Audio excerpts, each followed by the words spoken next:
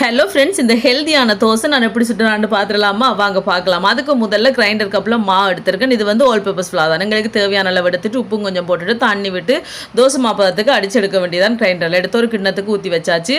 அதுக்கப்புறம் எங்கெல்லாம் பார்த்தீங்கன்னு சொன்னால் ஒரு கேரட்டை துருவி வச்சிருக்கேன். இந்த மாதிரி அதையும் போட்டாச்சு. லீட்ஸ் சின்ன வெட்டி வச்சிருக்கேன். பீன்ஸ் இருக்கு தானே, அதையும் சின்ன வெட்டி வச்சிருக்கேன். அதையும் சேர்த்தாச்சு. ஒரு பெரிய வெங்காயத்தை குட்டி குட்டியாக வெட்டி வச்சிருக்கேன். அதையும் போட்டுட்டு மல்லியிலையும் வெட்டி வச்சிருக்கேன். பச்சை மிளகாய் மூண்டு வெட்டி வச்சிருக்கேன். இது எல்லாத்தையும் சேர்த்து நல்லா கலந்து விடணும்.